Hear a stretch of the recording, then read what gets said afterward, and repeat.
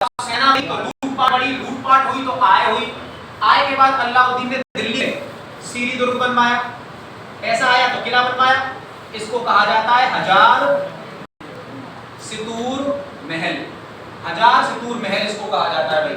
इसके अलावा इसने दिल्ली के अंदर हौज खास, दिल्ली के अंदर हौज खास के नाम से एक जगह बनवाई, इसने भाई अलाई दरवाजा बनवाया, अलाई दरवाजा, अलाई दरवाजा इसने बनवाया। ये सारी चीजें अलाउद्दीन ने बनवाई। कुतुब मीनार के जैसी एक मीनार बनवा रहा था दिल्ली में, एक मंजिल बनी थी लेकिन तब तक इसकी मृत्यु हो गई थी, तो कुतुब मीनार जैसी दूसरी इमारत बन नहीं पाई, नहीं तो कुतुब मीनार के पास उसके जैसी एक और इमारत ये बनवा रहा था, ठीक है। और अब आते हैं अलाउद्दीन खिलजी के विजय अभियान, देख लो।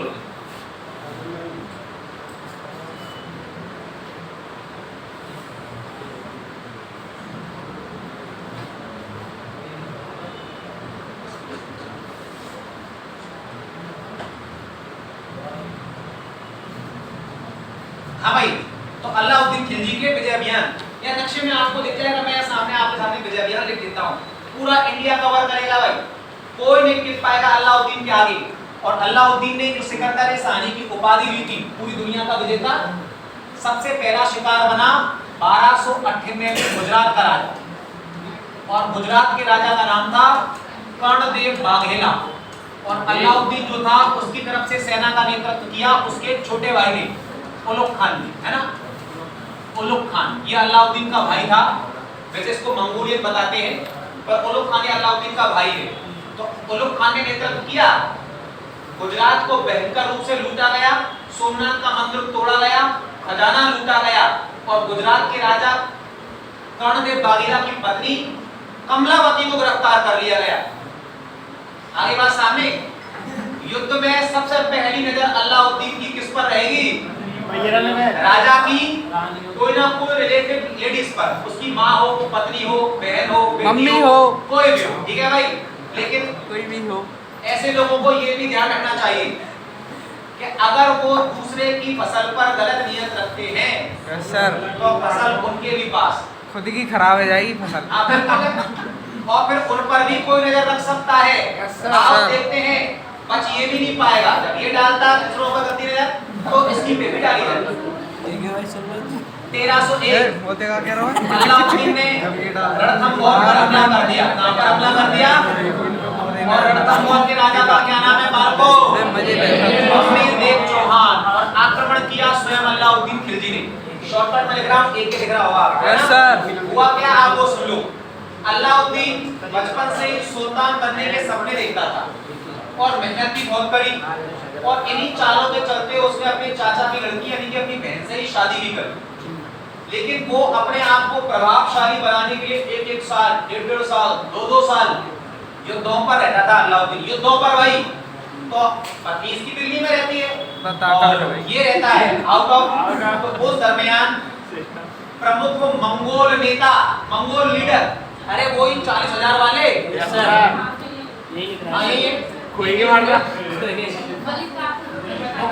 माँ चले गए मंगोलपुरी, चले गए मंगोलपुरी चले गए। नेताओं में दो नेता प्रमुख थे, एक का नाम था मोहम्मद शाह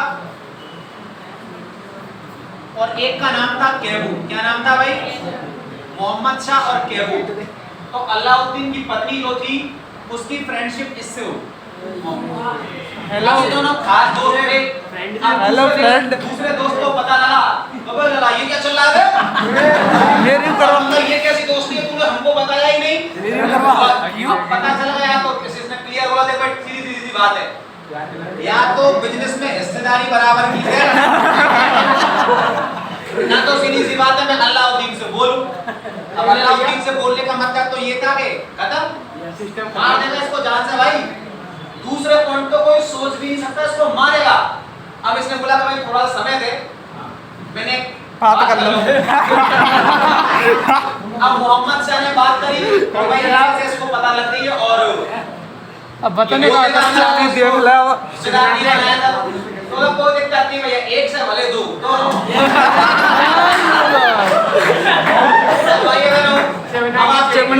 अगर अलाउद्दीन खुद दूसरों पर रहम रखेगा तो सुरक्षित वो भी नहीं है। तो अलाउद्दीन की पत्नी की मित्रता, आप समझ जाइए किस प्रकार की सब बात मित्रता में इससे हो गई। और अलाउद्दीन को जब इसके बारे में पता लगा और अलाउद्दीन इनको मारना चाहता था, तो जैसे तैसे ये दोनों अपनी जान बचाकर भागने में सफल हो गए और आकर के पहुंचे रणथंभौर के राजा हम्मीर देव चौहान के पास। इनको अपने खूब भैया पता का था। सुना गई सब बाने चमनाते का सुना गई नहीं चमना दे। चली गई थी, उसकी हत्या कर दी हो या ऐसा कुछ किया हो, भाई कुछ नहीं दो तीन लिखा गाल हुआ। है बहुत पहुंची 2-3 गाल है हमारे बहुत सारे प्रश्न ऐसे होते हैं मैं जिनको क्लास में देना नहीं चाहता, बाहर में नहीं होता। 2-3 थप्पड़ तो दे होंगे करने का। अरे 23 देखो भाई, विश्व में सारी संस्कृति हमारे जैसी नहीं, और दुनिया भर की संस्कृतियां तो ऐसी हैं जहां पर भाई बहनों की आपस में शादी हो जाती, और यहाँ अगर ये मंगोल नहीं होता, यहाँ अगर ये मंगोल ना होकर के अलाउद्दीन का छोटा भाई होता उलुग खान, तो कोई दिक्कत नहीं, तो घर की बात। वो लोग खान ने सूद रो कर रहा टॉपिक को आगे बढ़ाने दीजिए। वो लोग खान सूद रो ने तेरी तरह ना मैं सूद रो। अब भाई मैंने होता क्या है, ये हमीर के पास आए और बोले कि भाई इनको खूब पता था कि पूरे हिंदुस्तान में अगर इनको अब कोई बचा सकता है तो वो हमीर देव चौहान है बस। और हमीर देव चौहान के पास जाकर के बोले, अरे मैंने तो सुना है भाई तुम राजपूत बड़े शक्तिशाली, धर्मपरायण, कर्तव्यनिष्ठ हो, कमजोरों की सहायता करने वाले अलाउद्दीन हमको बेवजह मार रहा है, हम मंगोल हैं, विदेशी हैं, हमारा धाक जमाना चाहता है, और हमने तो सुना है कि तुम अग्निकुंड से पैदा हुए थे, तुम सबकी सहायता करते हो जो तुम्हारे दरबार पे आता है। यानी कि इतना चढ़ाया कि भैया हमीर हमारा चले के झाड़ पे चढ़ गया अलाउद्दीन के खिलाफ। और हमीर के बारे में कहावत प्रसिद्ध है भाई, सिंह गमन सतपुरुष वचन पदवी भले एक बार, त्रिया तेल हमीर हट चढ़े ना दूसरी बार। हमीर के बारे में पता नहीं, अगर कोई सतगुणी पुरुष वचन दे दे और शेर शिकार को कदम आगे बढ़ा दे तो वो पीछे नहीं हटते। इसी प्रकार से जैसे तेल रस्म की बात लड़की की शादी नहीं टल सकती, हमीर हट के बाद वीर गति पक्की है, चाहे दुश्मन मरे या हमीर मरे पर युद्ध कर नहीं सकता। हमीर अड़ गया कि अब चाहे अलाउद्दीन आ जाए या स्वयं अल्लाह आ जाए, तुम्हें मुझसे प्राप्त नहीं कर सकता जब तक मैं जिंदा हूँ। भाई और बहनों, तो मेरे घर में जेल है। अलाउद्दीन रणथंभौर पर धावा बोल दिया। 1300 ईस्वी से 1301 ईस्वी तक 1 साल युद्ध चला, रिजल्ट बिल्कुल सेम है, हमीर देव चौहान मारा गया, अलाउद्दीन खिलजी जीत गया, रणथंभौर पर अलाउद्दीन का कब्जा। अगला मैटर सुन लो भाई, अलाउद्दीन हमीर देव चौहान की बेटी देवल दे को पकड़ने भागा था। यानी यहाँ भी उसकी नजर कहाँ है, मैंने आपको बता दिया है। कौना सुधरे हो ना हमीर की बेटी देवल दे को पकड़ने भागा था, लेकिन वो बहुत गहरे पानी के पाउंड तालाब पद्म तालाब में डूब गई। बोला मरना मंजूर है लेकिन तेरे पास आना नहीं। ठीक है भाई, इस तरीके से उसने अपना सम्मान बचाया। इसको कहा जाता है राजस्थान का पहला जौहर। नावे जा रही अगला अटैक किया 1303 में अलाउद्दीन ने चित्तौड़गढ़, और चित्तौड़गढ़ के राजा का नाम था रावल रतन सिंह। हमला स्वयं अलाउद्दीन ने किया था भाई। इसमें पता लगा कि रावल रतन सिंह की पत्नी पद्मावती पूरी दुनिया की सबसे खूबसूरत महिला है। अब वहीं तो उड़ जाती अब नहीं छोड़ जो भी है मामला होता सत्य हो सकता। पर भाई इस बात पर इसने चित्तौड़गढ़ पर आक्रमण कर दिया क्योंकि पद्मावती चाहिए अब इसको। चाहिए तो ठीक है भाई, तुम्हारे लिए तो आज हमला मिलेगा कि इस प्रकार के इसके कार्यों को देखकर इस पर संविधान का कौन सा आर्टिकल लगेगा बता देना भाई। अलाउद्दीन को की सजा हुई सब लग जाएंगे यहाँ पर सब। रतन सिंह मारा गया और इसकी भी पत्नी को पकड़ने के लिए भागा। वो तो पद्मावती ने 1600 राजपूत महिलाओं के संग आग में कूदकर आत्महत्या कर ली, अग्नि जौहर, इसलिए उनका सम्मान बच गया। ये तो देवगिरी की राजकुमारी की तरह इसको भी उठाकर लिया था, गुजरात की रानी कमलावती की तरह इसको भी उठाकर दौड़ अच्छी नहीं आगी। अरे एक्स्ट्रा मत बोल। 1305 मालवा के राजा का नाम महालक देव फरमान, अलाउद्दीन ने इसको भी हरा दिया। शांति रहो, शांति कौन सा है, चुप रहो। 1307 मतलब है अलाउद्दीन का देवगिरी पर हमला। तो क्या बात है फिर वो भाई देवगिरी देखो, ये रहा भाई, दिख रहा नहीं दिख रहा है? Yes sir. देवगिरी के राजा का नाम भाई है रामचंद्र देव। ये तो अलाउद्दीन खिलजी को पहले देख चुका है, इसलिए यहाँ लड़ेगा ही नहीं, हार गया। अलाउद्दीन के सेनापति का नाम था मलिक काफूर। मलिक काफूर ये अलाउद्दीन को गुजरात से प्राप्त हुआ था। गुजरात का राजपूत था, हिंदू बन गया बाद में, और अलाउद्दीन ने इसका उभयलिंगी बनवा दिया, इसको यानी कि इसका बधियाकरण करा दिया, उभयलिंगी बनवा दिया तो मलिक काफूर को, और इसको उपाधि दी 1000 दीनारी। और अलाउद्दीन के सर्वोच्च सेनापतियों में से भैया ये एक था, और बेहद बहादुर था, चालाक था हर प्रकार से। रामचंद्र देव हारा, देवगिरी पर कब्जा अलाउद्दीन का। 1308 अलाउद्दीन का सिवाना अटैक, सिवाना राजस्थान के बाड़मेर में। यहाँ के राजा का नाम था शातल देव चौहान, और अलाउद्दीन के सेनापति का नाम था कमालुद्दीन गुर। अलाउद्दीन के सेनापति का नाम था कमालुद्दीन गुर। शातल देव चौहान परास्त होकर मारा गया। इसकी पत्नियों ने, सारे घर के लेडीजों ने जौहर कर लिया, आग में कूदकर आत्महत्या। भाई 1311 अलाउद्दीन का जालौर अटैक, और जालौर ये वही है जहां जलालुद्दीन हारा, अलाउद्दीन अटैक। राजा का नाम है वही कान्हदेव चौहान। अंतिम दौर तक भीषण युद्ध हुआ, और एटलीस्ट अलाउद्दीन खिलजी ने कान्हदेव चौहान को परास्त कर दिया। कान्हदेव चौहान मारा गया, इसके बेटे विरमदेव चौहान ने भी आत्महत्या कर ली। जालौर का नाम बदलकर जलालाबाद अलाउद्दीन ने कर दिया। 1311 में अलाउद्दीन का तेलंगाना पर हमला, और तेलंगाना के राजा का नाम है प्रताप रुद्रदेव, और यहाँ अलाउद्दीन के सेनापति मलिक काफूर के नेतृत्व में हमला हुआ। भाई मलिक काफूर, प्रताप रुद्रदेव परास्त हुआ। तेलंगाना पर अलाउद्दीन का कब्जा। देखो भाई नक्शे में तेलंगाना यहाँ तक पहुंच गया। अब वारंगल और पांडे बचे, छोटे से गई है, पूरे हिंदुस्तान को जीत लिया अलाउद्दीन। मलिक काफूर जो था, इसने प्रताप रुद्रदेव को हराकर तेलंगाना जीता।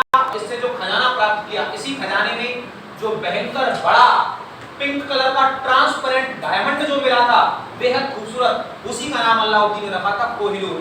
कोही का मतलब पर्वत, नूर का मतलब खूबसूरती, पर्वतों जैसी खूबसूरती वाला हीरा, कोहिनूर उसका नाम अलाउद्दीन ने रखा था। भाई ये तो डायमंड डायमंड तो एक जैसे। आगे 1311 अलाउद्दीन का वारंगल पर हमला, और वारंगल के राजा का नाम है वीर बल्लाल, और वीर बल्लाल पर मलिक काफूर ने हमला किया। वीर बल्लाल परास्त, और 1311 में ही अलाउद्दीन ने पांड्य क्षेत्र, अरे भैया केरल पर हमला किया, और यहाँ के राजा का नाम था वीर पांड्य, और वीर पांड्य जो था, इस पर मलिक काफूर ने हमला किया, और ये भी परास्त। अलाउद्दीन का सबसे अंतिम अटैक हुआ था 1316 में जैसलमेर पर, और जैसलमेर के राजा का नाम था मूलराज। अलाउद्दीन खिलजी ने स्वयं अटैक किया एक, और मूलराज परास्त होकर मारा गया। इसकी पत्नियों ने भी जौहर करके अपना आत्मसम्मान बचाया भाइयों बहनों, और इस तरीके से अलाउद्दीन ने लगभग पूरे इंडिया पर विजय प्राप्त कर ली। लेकिन जब अलाउद्दीन के इस खूंखार पने के बारे में मंगोलों ने सुना, किसने भाई? ओ भैया फिर आ गए मंगोल, मुझे तेरी यही बता, तो हिंदुस्तानियों को मार के अपने आप को 30 मार का समझ रहा है क्या? मंगोल आ गए भाई, और मंगोल आए तो अब तक का सबसे खतरनाक हमला हुआ भारत पर मंगोलों का।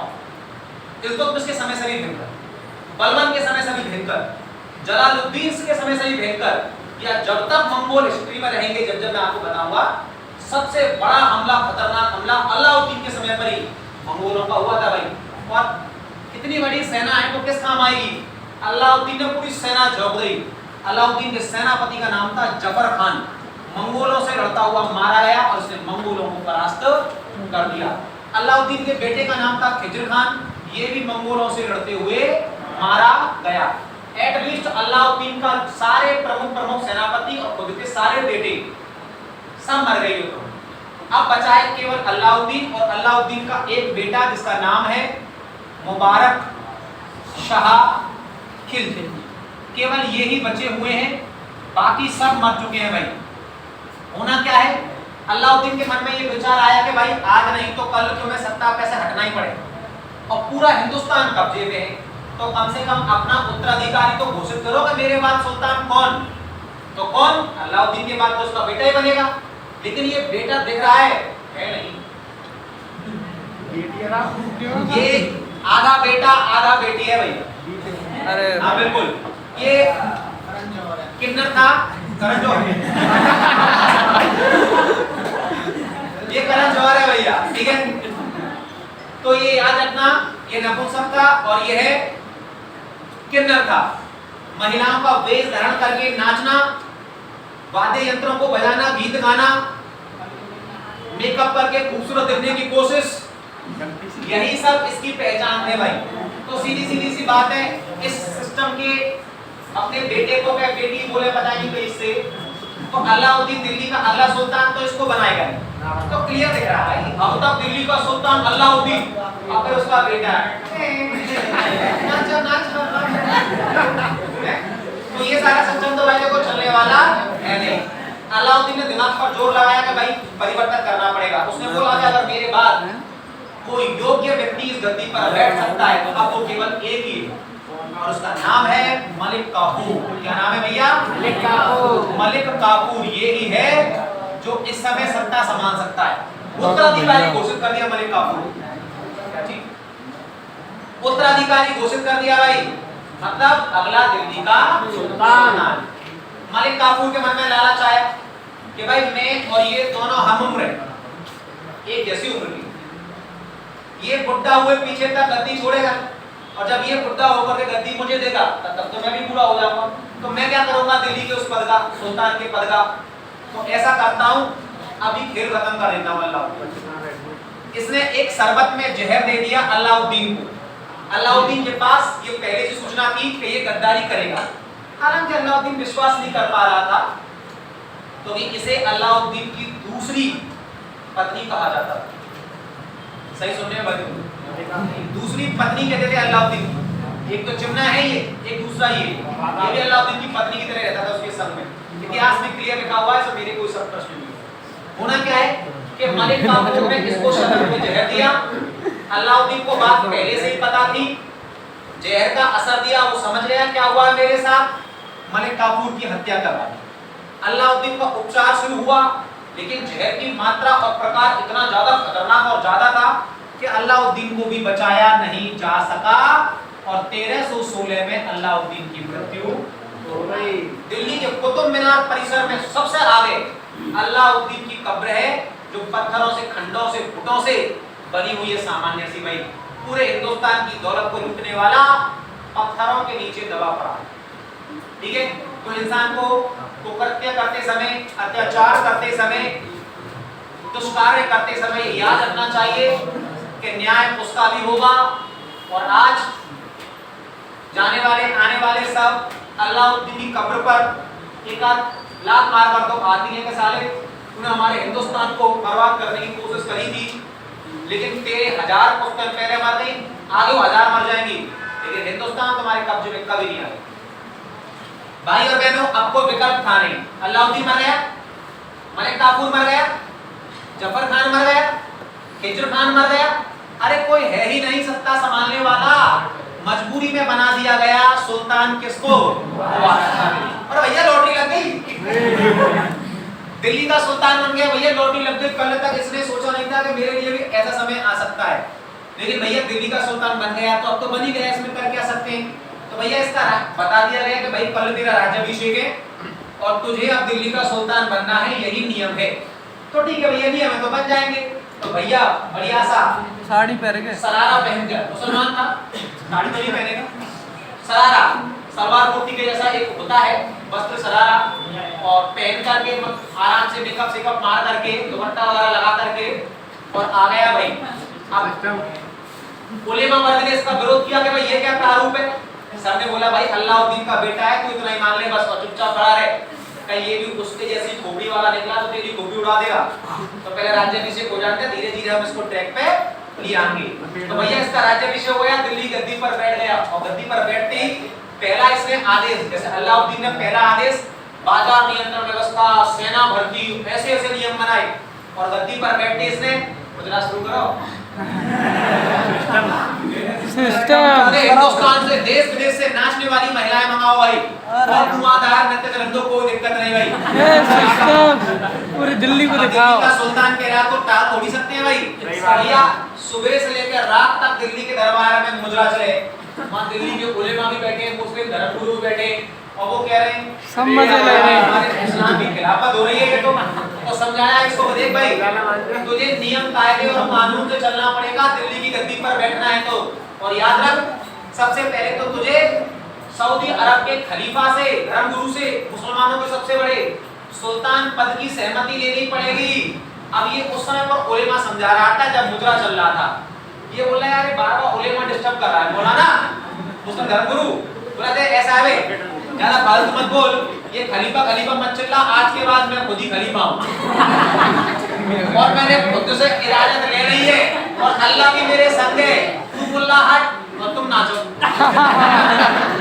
इसका मतलब भाई, तो दिल्ली का एकमात्र शासक जिसने खुद को खलीफा घोषित किया, दिल्ली का एकमात्र शासक जिसने खुद को खलीफा घोषित किया। और याद रखना, मुबारक शाह खिलजी जो था, इसकी सुरक्षा के लिए 2000 कमांडो नियुक्त करे गए उस दौर के हिसाब से, जिनमें से एक का नाम था खुशरब शाह। चुटका दिया। क्या नाम था भाई? एक का नाम खुशरब शाह। ये क्या था? वैसे गुजरात का राजपूत था, युद्ध के समय पर बंदी बनाया गया, बाद में इसने मुस्लिम धर्म ले लिया और ये बहुत ही ज्यादा ताकतवर बिल्ड बॉडी का था भाई, बड़ा ब्रांड था। अब ऐसा था भाई, तो खुशरब शाह खिलजी को देख करके इसको बड़ा अच्छा लगा भाई, क्या यही है बंदा, बंदे में आदम बंदे मातरम, तो देख करके इसको बड़ा अच्छा लगा कि भैया बॉयफ्रेंड हो तो ऐसा ही हो। आजा। तो खुशरब शाह खिलजी की बिल्ड बॉडी शॉडी को देख करके इसने ऐसे सिस्टम सेट करने के लिए जो अडॉप्ट कर लिया भाई, गोद ले लिया इसको। खुशरब शाह खिलजी को पता लग गया कि अब तक जो हमको दिखाई देता था वास्तव में सच है वो, और इसने 1320 में इसकी हत्या कर दी और बन गया दिल्ली का सुल्तान खुशरब शाह स्वयं। तो कौन बन गया खिलजी वंश का अगला शासक? चौथा जलालुद्दीन अलाउद्दीन मुबारक शाह खुशरब शाह हो गया भाई। और जब दिल्ली के उलेमा वर्ग को पता लगा कि ये व्यक्ति जो दिल्ली का सुल्तान बन चुका है, ये तो गुजरात का हिंदू है, राजपूत है, धर्म परिवर्तन करके मुसलमान बना है और धोखा देकर सबको दिल्ली की गद्दी तक पहुंचने में सफल हो गया, तो इसके खिलाफ नारे लगे, इस्लाम खतरे में है और ये घोषणा कर दी गई कि जो इसको मारेगा दिल्ली का अगला सुल्तान उसी को मान लिया जाएगा।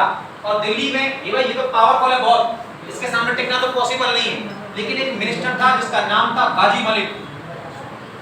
इस गाजी मलिक ने इसका आमना सामना किया और आमने सामने के युद्ध में खुशरब शाह खिलजी को ढेर कर दिया, मार दिया और सर्वसम्मति से गाजी मलिक को दिल्ली का सुल्तान स्वीकार कर लिया गया। और यही गाजी मलिक गयासुद्दीन तुगलक के नाम से दिल्ली की गद्दी पर बैठ गया और दिल्ली पर तुगलक वंश की स्थापना हुई। कौन से वंश की? गुलाम हो गए, खिलजी हो गए, अब तुगलक स्टार्ट होंगे, पर तुगलक होंगे कल इसको लिखाने के। ठीक है भाई, चलो तो जल्दी सेव कर लेते हैं इसको।